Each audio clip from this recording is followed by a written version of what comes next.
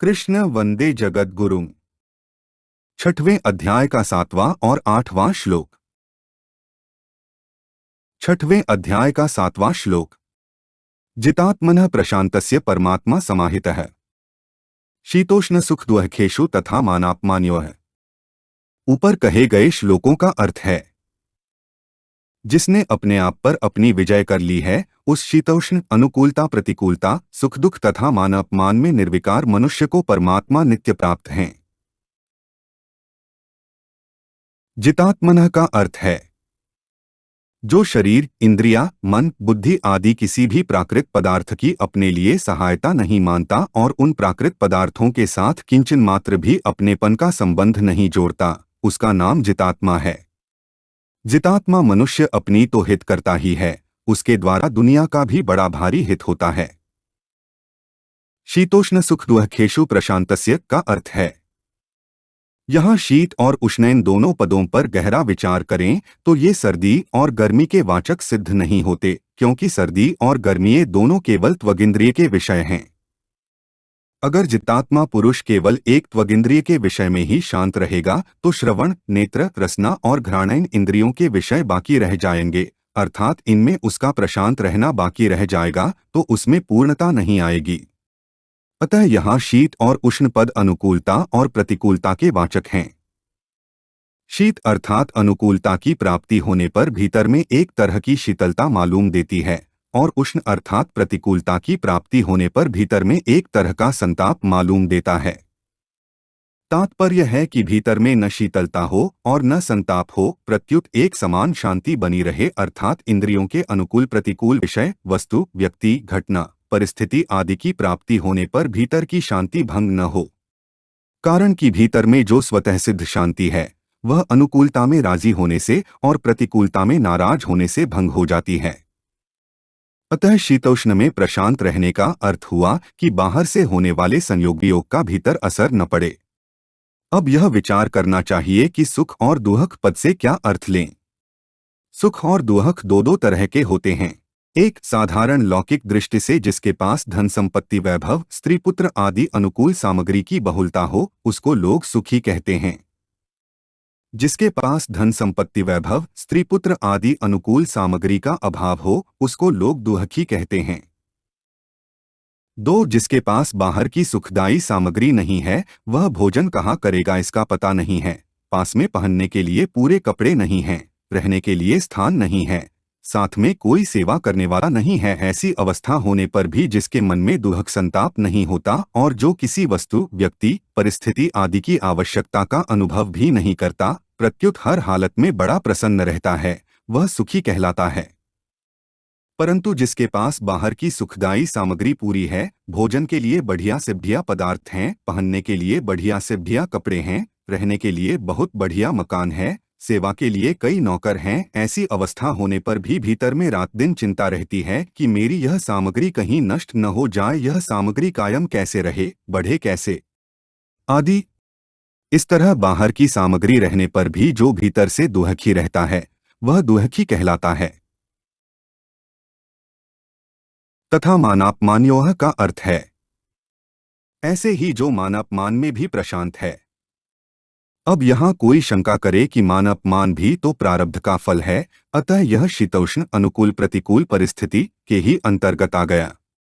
फिर इसको अलग से क्यों लिया गया? मान अपमान को अलग से इसलिए लिया गया है कि शीतोष्ण तो दैवेच्छा अनिच्छा कृत प्रारब्ध का फल है, पर मान अपमान परेच्छाकृत प्रारब्ध का फल है। यह परेच्छाकृत प्रारब्ध मान बढ़ाई में भी होता है और निंदास्तुति आदि में भी होता है। इसलिए मान अपमान पद में निंदास्तुति लेना चाहें तो ले सकते हैं। तात्पर्य यह हुआ कि कर्मयोगी दूसरों के द्वारा किए गए मान अपमान में भी प्रशांत रहता है, अर्थात उसकी शांति में किंचन मात्र भी फर्क नहीं पड़ता। मान अपमान में प्रशांत रहने का उपाय साधक का कोई मान आदर करे तो साधक यह न माने कि यह मेरे कर्मों का मेरे गुणों का मेरी अच्छाई का फल है, प्रत्युत यही माने कि यह तो मान आदर करने वाले की सज्जनता है, उदारता है। उसकी सज्जनता को अपना गुण मानना ईमानदारी नहीं है।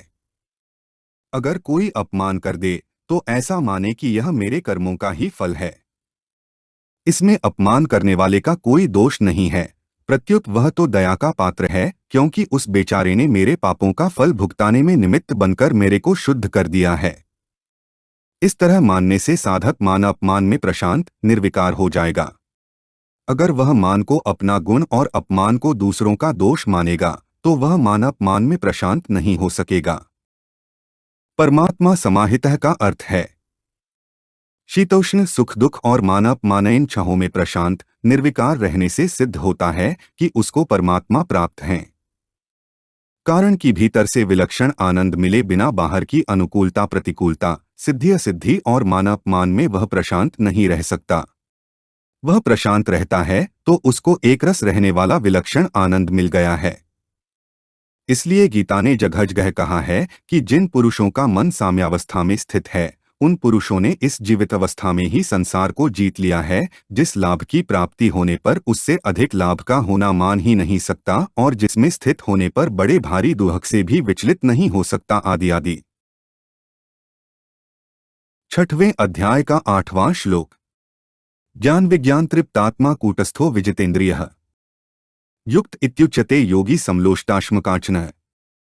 ऊपर कहे गए श्लोकों का अर्थ है जिसका अंतःकरण ज्ञान विज्ञान से तृप्त है, जो कूट की तरह निर्विकार है, जितेंद्रिय है और मिट्टी के ढेले पत्थर तथा स्वर्ण में संबुद्धि वाला है, ऐसा योगी युक्त योगारूढ़ कहा जाता है। ज्ञान विज्ञान तृप्तात्मा का अर्थ है यहाँ कर्मयोग का प्रकरण है, अतः यहाँ कर्म करने की जानकारी का नाम ज्ञान है और कर्मों की सिद्धि असिद्धि में सम रहने का नाम विज्ञान है।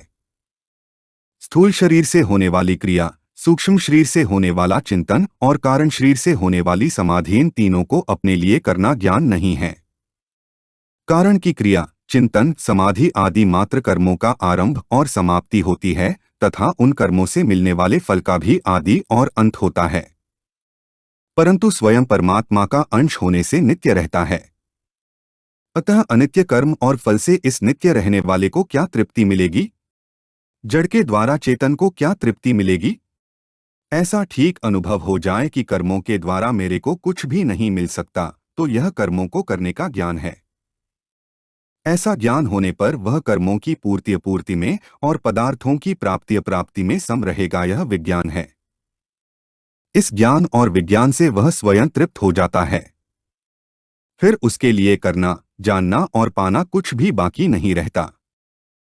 कूटस्थ का अर्थ है कूट अहर्न एक लौहपिंड होता है जिस पर लोहा, सोना, चांदी आदि अनेक रूपों में गढ़े जाते हैं, पर वह एक रूप ही रहता है।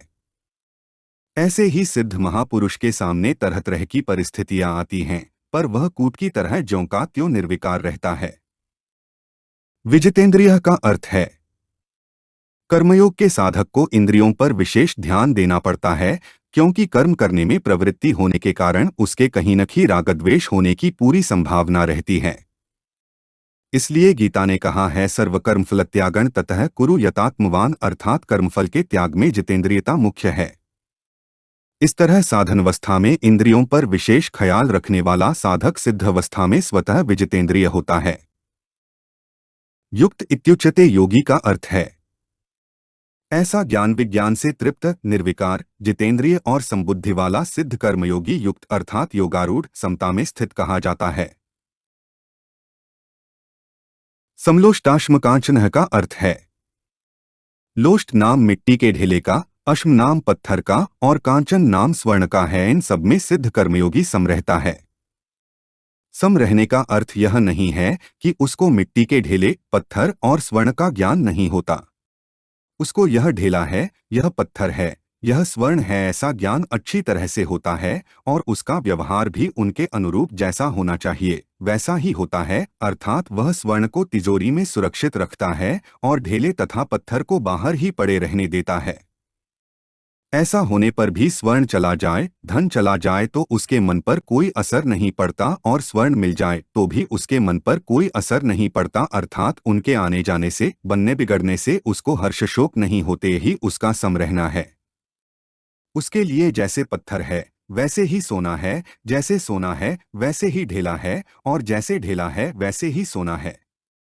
अतः इनमें से कोई चला गया तो क्या, कोई बिगड़ गया तो क्या? इन बातों को लेकर उसके अंतःकरण में कोई विकार पैदा नहीं होता। इन स्वर्ण आदि प्राकृत पदार्थों का मूल्य तो प्रकृति के साथ संबंध रखते हुए ही प्रतीत होता है और तभी तक उनके बढ़ियाकटियापने का अंतःकरण में असर होता है। पर वास्तविक बोध हो जाने पर जब प्रकृति से संबंध विच्छेद हो जाता है तब उसके अंतःकरण में इन प्राकृत भौतिक पदार्थों का कुछ भी मूल्य नहीं रहता, अर्थात बढ़ियाकटिया सब पदार्थों में उसका संभाव हो जाता है। सार यह निकला कि उसकी दृष्टि पदार्थों के उत्पन्न और नष्ट होने वाले स्वभाव पर रहती है, अर्थात उसकी दृष्टि में इन प्राकृत पदार्थों के उत्पन्न और नष्ट होने में कोई फर्क नहीं है। सोना उत्पन्न और नष्ट होता है, पत्थर उत्पन्न और नष्ट होता है तथा ढेला भी उत्पन्न और नष्ट होता है। उनकी इस अनित्यता पर दृष्टि रहने से उसको सोना, पत्थर और ढेले में तत्व से कोई फर्क नहीं दिखता। इन तीनों के नाम इसलिए लिए हैं कि इनके साथ व्यवहार तो यथायोग्य ही होना चाहिए और यथायोग्य करना ही उचित है तथा वह यथायोग्य व्यवहार करता भी है, पर उसकी दृष्टि उनके विनाशीपने पर ही रहती है। उनमें जो परमात्म तत्व एक समान परिपूर्ण है, उस परमात्म तत्व की स्वतः सिद्ध समता उसमें रहती है।